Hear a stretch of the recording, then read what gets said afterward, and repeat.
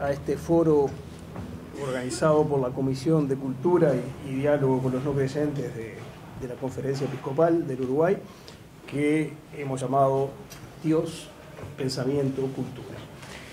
Este foro que invita a reflexionar y a pensar sobre algunos temas que son tan importantes como ausentes en la agenda usual de los uruguayos.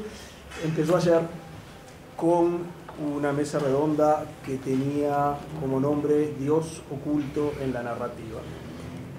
Y continúa y culmina hoy con esta mesa redonda que tiene como tema una interrogante, una pregunta: el ateísmo como punto de partida. Antes de entrar en el tema, queremos agradecer la presencia del cardenal Sturla, de Monseñor Saguinet y del presidente de la comisión que ha estado en la organización de todo esto, de los restantes obispos integrantes de la SEU que nos acompañan, de todos ustedes que se hicieron un rato para estar hoy aquí con nosotros, y de la gente que no vemos pero nos está siguiendo por streaming, aprovechando las tecnologías que hoy permiten seguir en vivo una actividad aunque uno no esté allí. Les decía que el tema de hoy es una pregunta, el ateísmo como punto de partida, y en ese título los signos de interrogación son tan importantes como las palabras, porque encierran un desafío a una idea muy extendida, pero poco reflexionada, una idea que es típica de los tiempos en que vivimos, pero que es particularmente típica de la cultura de este Uruguay al que pertenecemos.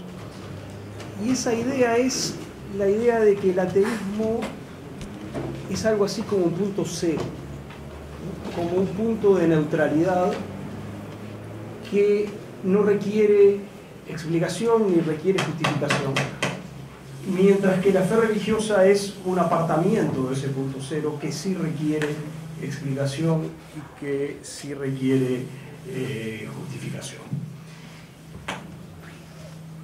El objetivo de esta actividad de hoy es reflexionar, discutir acerca de si esa idea es tan trivial y tan aproblemática como parece, o si en realidad merece ser sometida a examen y a discusión, y ese examen y esa discusión pueden eventualmente deparar algunas sorpresas intelectuales. Bueno, para discutir sobre este tema hemos conformado un panel de filósofos, y más aún un panel de filósofos jóvenes. Yo, que soy el moderador, comparto una de esas dos condiciones con los demás, y les dejo a ustedes que adivinen cuáles son. Vamos a empezar con una exposición del profesor Francisco O'Reilly, que va a llevar unos 20 o 30 minutos. El profesor O'Reilly no es irlandés, como sugiere su nombre, sino argentino. Es doctor en filosofía por la Universidad de Navarra. Actualmente es el director del Departamento de Filosofía de la Universidad de Montevideo. Es investigador del Sistema Nacional de Investigadores del Uruguay. Ha realizado estancias de investigación en Unicinos, en la Universidad de Notre Dame, en Estados Unidos. Y sus investigaciones se desarrollan tanto en el área de historia de la filosofía como de filosofía de la religión. En perspectiva histórica, investiga sobre la recepción del pensamiento árabe en la escolástica latina, un tema central de la filosofía medieval. Y desde una perspectiva sistemática trabaja en el diálogo entre ciencia y religión, y entre racionalidad, creencia y Dios. Una vez concluida la presentación de Francisco, vamos a tener tres breves intervenciones de los panelistas. Les hemos pedido que se circunscriban a unos 6 o 7 minutos por intervención. El primero que va a hablar es Ignacio Vilaró. Ignacio hizo originalmente una licenciatura en Filosofía en la Facultad de Humanidades de la Universidad de la República, luego un doctorado en la Universidad Autónoma de México. Hoy es docente en la Facultad de Humanidades de UDELAR, y sus principales áreas de trabajo son la filosofía del lenguaje, la epistemología, la teoría de la argumentación y la filosofía del derecho. Agustín Reyes Morel va a hablar en segundo término, también licenciado en filosofía aquí y doctorado en filosofía moral y política en la Universidad de Valencia, bajo la dirección de Adela Cortina. Actualmente es profesor adjunto en la Facultad de Ciencias Económicas y Administración de UDELAR. También es docente en la Universidad Católica y además integra el Consejo de Dirección del Instituto Salesiano de Formación. Y en tercer lugar va a hablar Facundo Ponce de León. Facundo tiene una doble licenciatura, dos licenciaturas en la Universidad de la República, una en Filosofía y otra en Comunicación, y además tiene, me parece que esto es corta, es así, hablemos más fuerte. Sí. Y además tiene un doctorado en la Universidad Carlos III de Madrid, con una tesis sobre el concepto de autoridad en el pensamiento de Hannah Arendt. Seguramente ustedes lo conocen por su trabajo como periodista y comunicación, en prensa escrita, en televisión, pero además es docente de antropología filosófica en la Universidad Católica, coordinó durante unos cuantos años esa cátedra, es investigador de la compañía artística Fincipasca y desde 2011 trabaja en los medios, fundó junto a su hermano Juan Mueca Films. Les recomiendo que dentro de poco van a estrenar un programa sobre humor político, que viene con Chile incluido. Y bueno, ha realizado documentales en una larga serie de países que incluyen los de la región: Canadá, Colombia, Rusia y República Dominicana. Como ven, 4 panelistas, 4 doctores en filosofía en universidades prestigiosas de distintos lugares del mundo. Es un lujo infrecuente en esta ciudad y es interesante que podamos darnos ese lujo justamente en una instancia como esta y hablando de este tema. Una vez que hayan terminado las reacciones de los 3 panelistas, vamos a abrir un ratito, unos 20 minutos, para una discusión general, en la que por supuesto ellos mismos van a participar, pero además, si ustedes quieren, van a poder acercar preguntas a la mesa para que sean incorporadas. Y cuando termine la discusión, vamos en su momento a hacer circular las libretas y las viromes para que puedan escribir. Y cuando termine esa parte, los invito a que no se apuren a irse, porque este ciclo, que tiene que ver con cultura y con fe religiosa, va a terminar con un evento cultural que es una actuación del coro contracanto. Eso es de algún modo el programa que tenemos previsto. Así que sin más trámite le doy la palabra a Francisco y les pido a todos, por favor, que se circunscriban al tiempo previsto, así podemos concluir con el programa. Gracias. Bueno, muchas gracias. Buenas noches a todos y muchas gracias por estar aquí. Sí. Bueno, la inquietud por la que se propuso este tema, si es el ateísmo un punto de partida, justamente el espíritu con el cual se planteó esta pregunta es para abrir un debate y no apresurar la respuesta, ¿no? Porque probablemente la pregunta que algunos puedan tener en mente cuando uno habla de Dios hoy es la pregunta si hay efectivamente un Dios, o como ayer se planteaba, antes de preguntarnos si hay efectivamente un Dios, ¿qué es Dios? O ¿de qué hablamos cuando hablamos de Dios? Si bien estas preguntas son relevantes, creo que cada uno de los que están aquí hoy presentes podría contestar de diversas maneras y bajo diversa fundamentación a cada una de esas preguntas. Me gustaba dar un paso atrás, ¿no? Preguntarnos cuál sería el punto de partida para poder responder a esas preguntas. Y entonces, en ese sentido, arrancar con la pregunta de si el ateísmo es un punto de partida tiene que ver con un tipo de presunción que aparece a veces como obvia en todo foro público, ¿no? Y que implica, en última instancia, la desaparición de Dios en el ámbito público y una cierta presunción del conflicto al pensar a Dios, justamente de pensar a Dios, es decir, si la relación entre Dios y el pensamiento. Por eso lo que intento presentar es si efectivamente la pregunta no tiene que ver con poner entre signos de interrogación lo que hoy parece un punto de partida o un prejuicio en el sentido amplio del término, ¿no? En ese sentido, cuando presuponemos en el ámbito público, entiendo por público la plaza, el ágora, el lugar, no el Estado, se presupone la increencia o la ausencia de Dios en el mundo y fervorosamente, incluso si uno no fuera ateo, por custodiar la propia intelectualidad. Ahora, si uno hace un rastreo del uso del término ateo, la noción de ateísmo surge inicialmente como una acusación o como un delito. Para pensar las primeras acusaciones de ateísmo o impiedad, nos remitiríamos a Anaxágoras, que fue antes que Sócrates. Sócrates es el número 2. Sócrates muere, es el único que muere por su acusación de impiedad. Y Aristóteles mismo muere en el exilio de Atenas por haber sido acusado de impío. Los judíos y los cristianos en Roma eran acusados de ateos por no adorar a los dioses.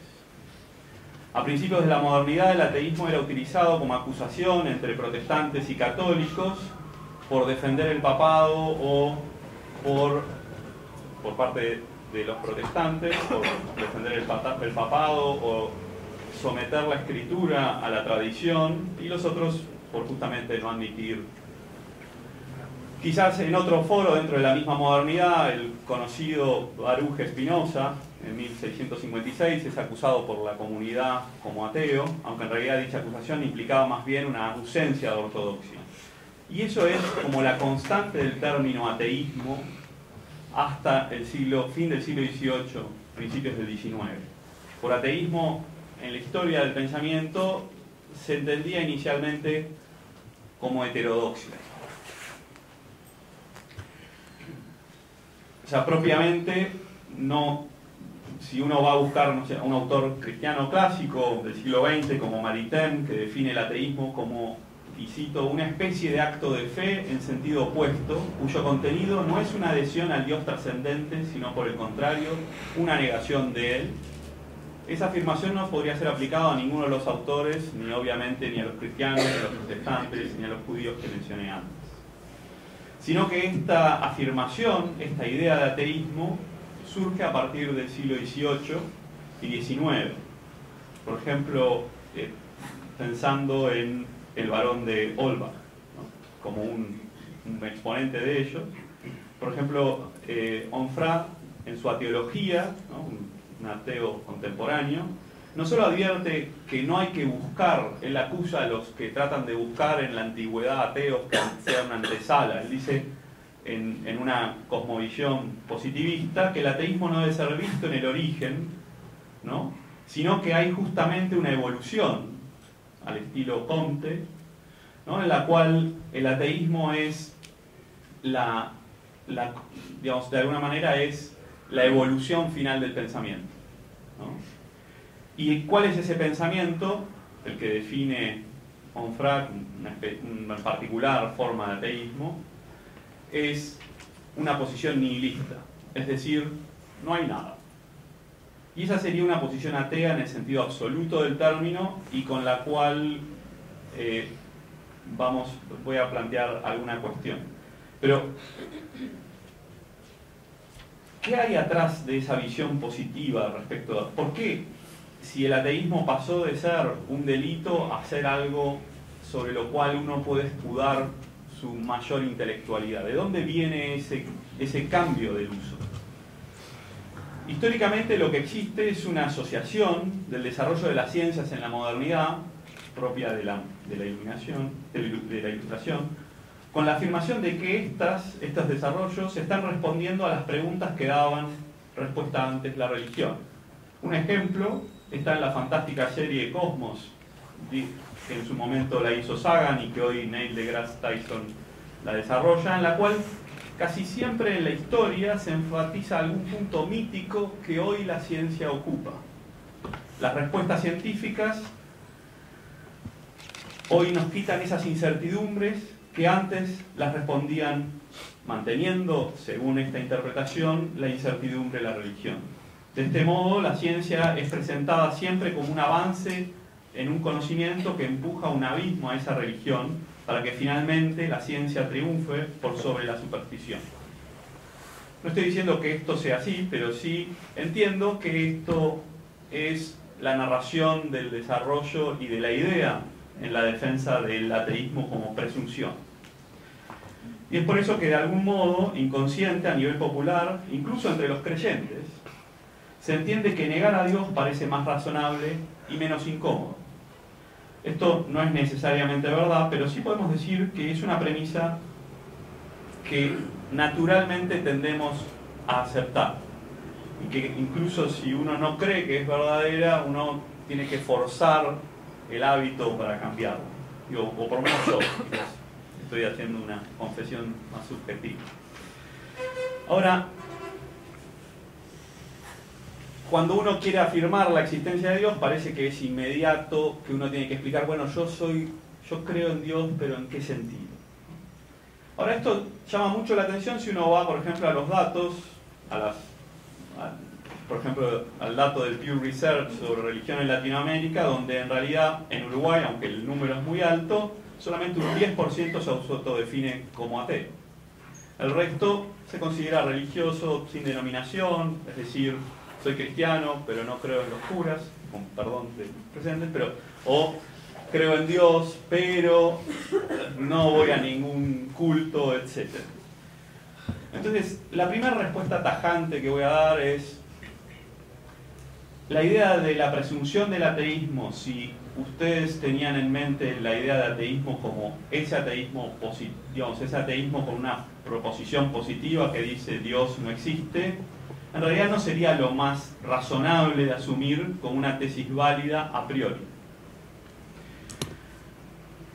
sino que es otra la idea que puntualmente a quien me voy a remitir, que es Anthony Flew, un conocido filósofo analítico ateo durante mucho tiempo, aunque cambió de opinión luego, sin convertirse en una religión, pero sí respecto a la existencia de Dios, propuso como clarificación del debate, ¿no? En 1972 escribió un artículo que se llamó Presunción del ateísmo, que luego va a ser reeditado dentro de un libro que lleva el mismo nombre. Entonces, ¿él qué propone? No propone la presunción del ateísmo entendido en esta forma, vamos a decir, con una formulación positiva, aunque sea una negación, es decir, con un asentimiento positivo del intelecto diciendo Dios no existe, sino que lo plantea de otra manera.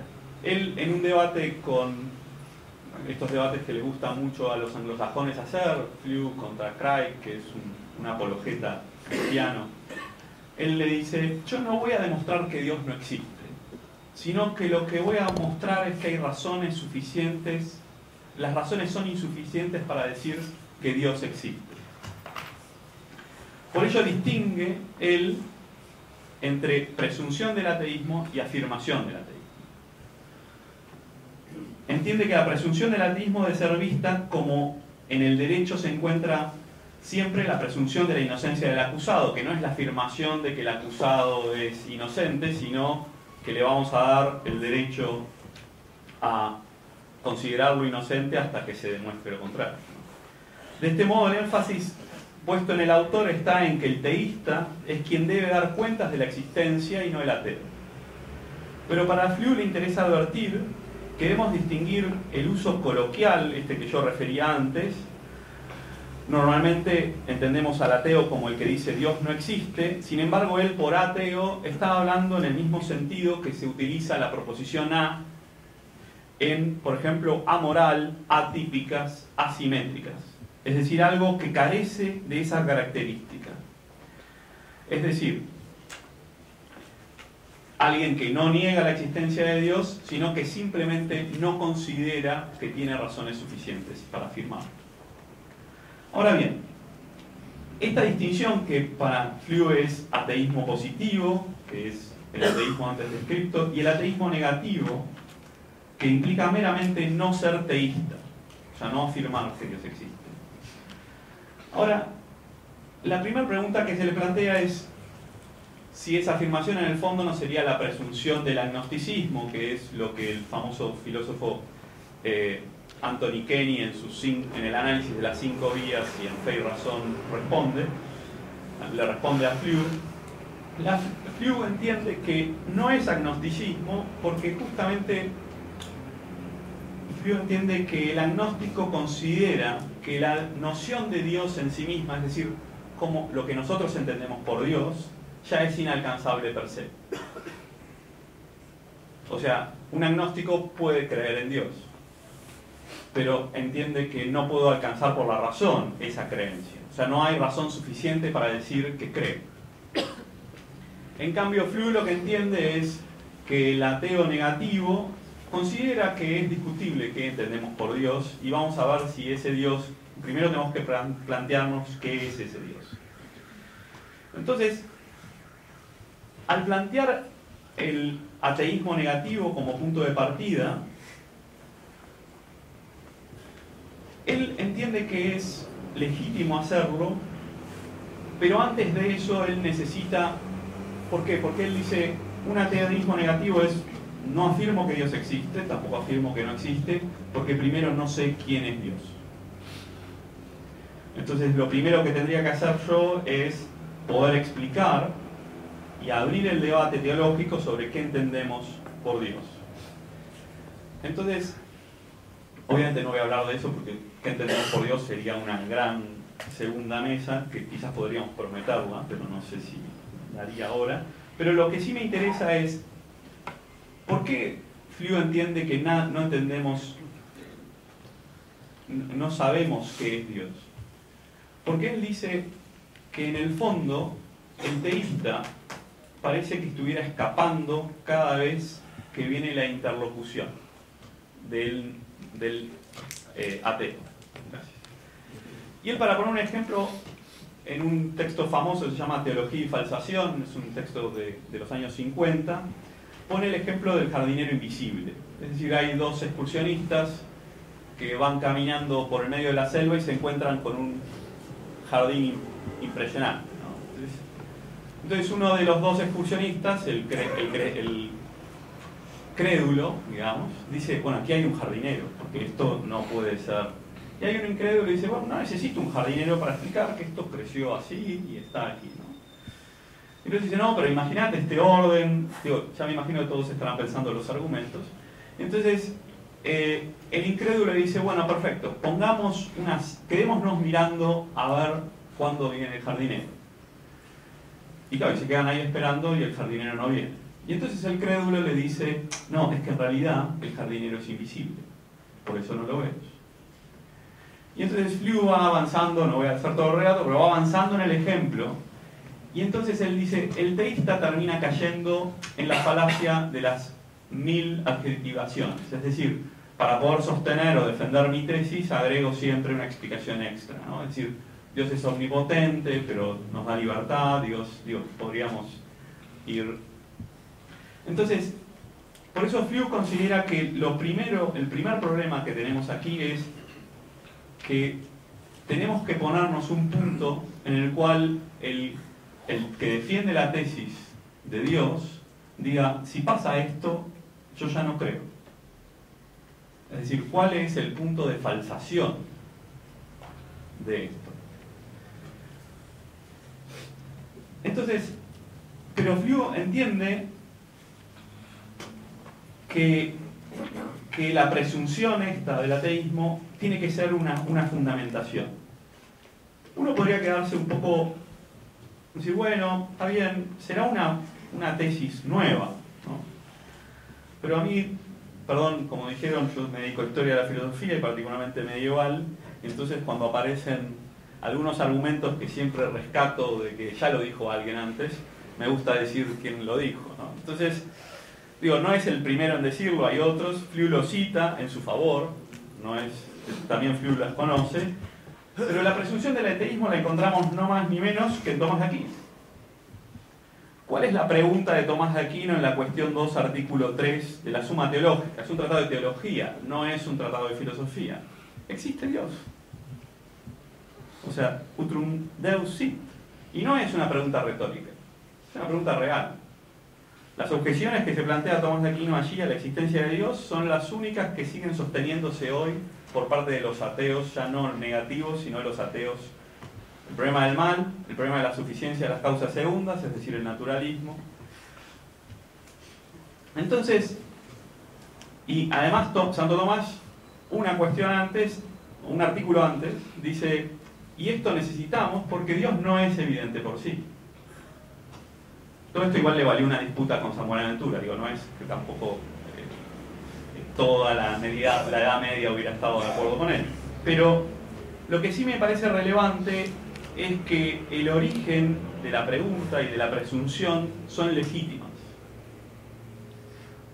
Y obviamente hay una distinción que es importante, y es que yo pueda hacer una distinción entre mi posición subjetiva o mi posición, no solo subjetiva, sino desde mi punto de conocimiento, y la metodología que implica alejarme de lo que yo conozco o yo creo para acercarme a un diálogo, ¿no?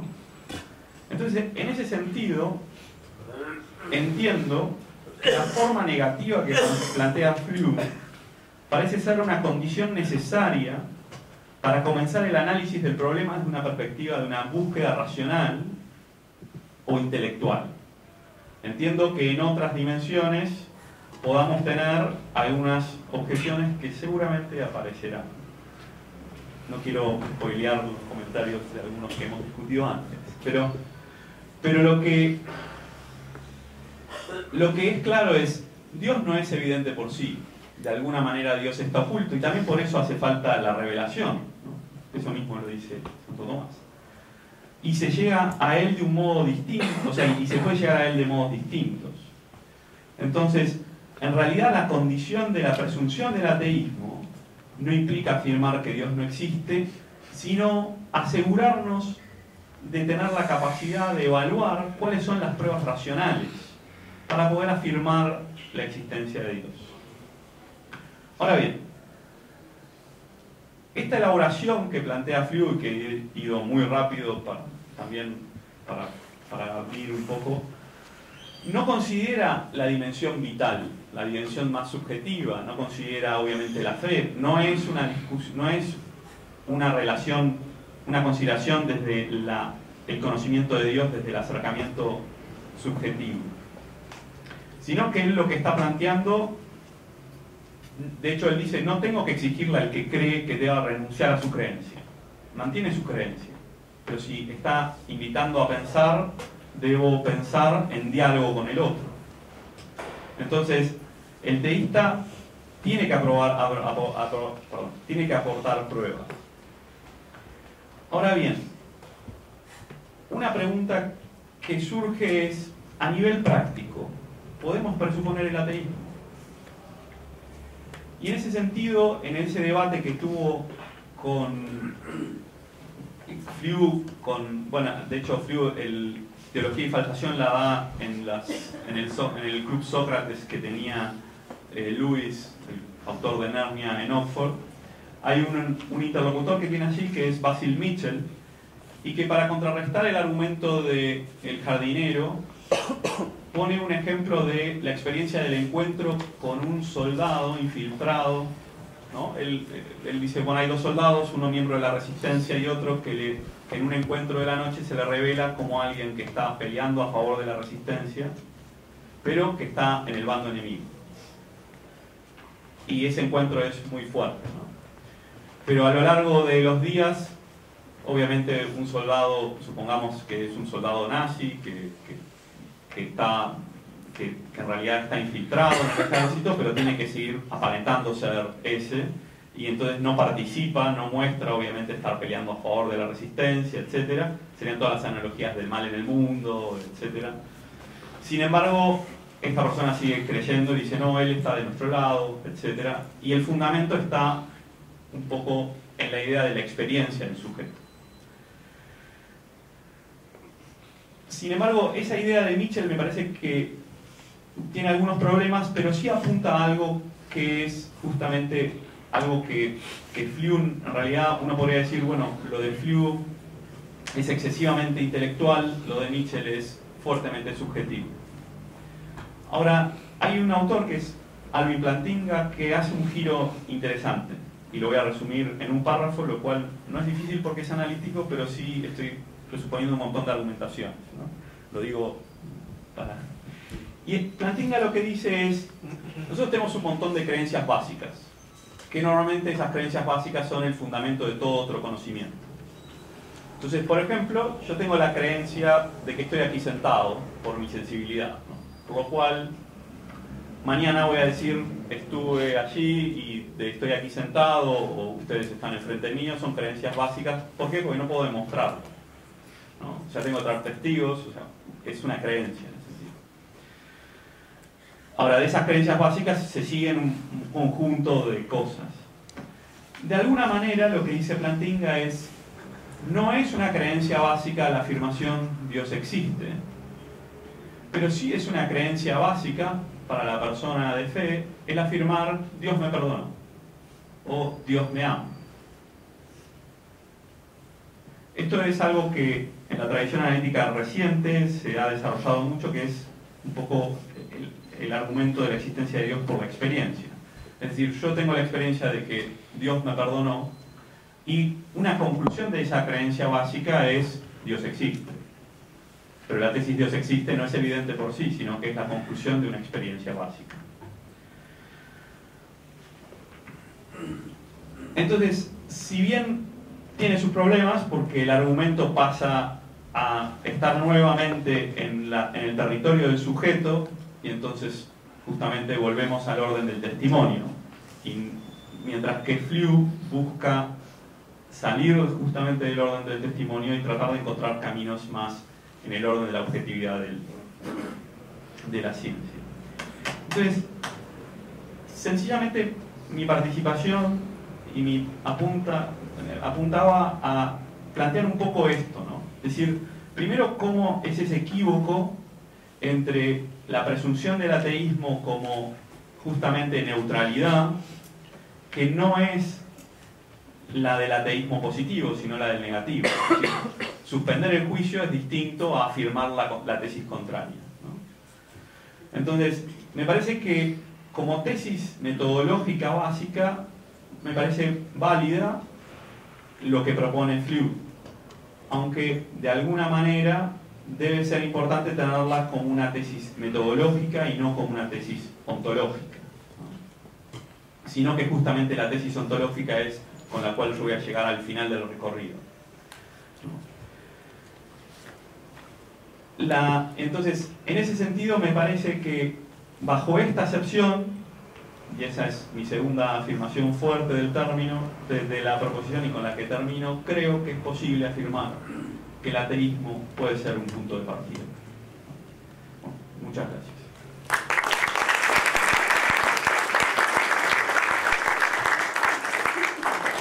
Gracias, Francisco. Pasamos entonces al primer comentario, que sería el de Ignacio Vilardo. Voy a ver si necesita por... Ah, ok. Entonces, bien. Bueno, en primer lugar quiero agradecerle a Francisco por la invitación a participar, estar aquí con ustedes. Y bueno, Francisco me envió algunos textos, un texto de Fliu, y yo tomé eso como base de mi participación. Recién es un tema en el que recién me he puesto a pensar, también por invitación de Francisco. Entonces, bueno, soy como un novato en esto. Pero, en primer lugar, lo que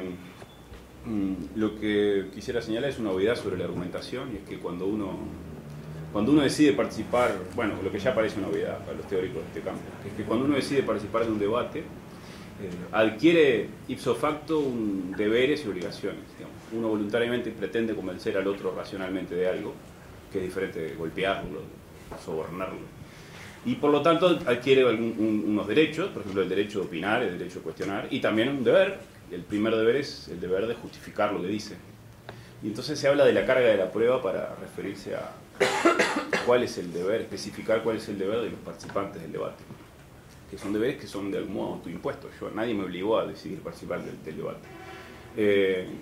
Y yo en principio, cuando pensando en la pregunta de la charla, tomo por buena la posición según la cual en el debate tanto el ateo como, este es mi sentido común filosófico, digamos, tanto el ateo como el teísta tienen una carga de la prueba positiva, porque el ateo dice que Dios no existe, de ese modo se compromete con una proposición que debe defender, y el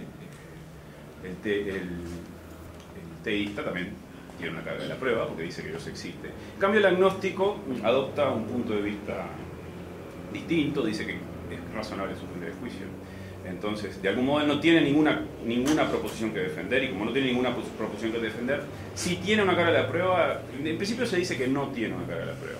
Aunque uno le puede pedir razones de su duda, en todo caso se ahorra el trabajo de defender ninguna posición.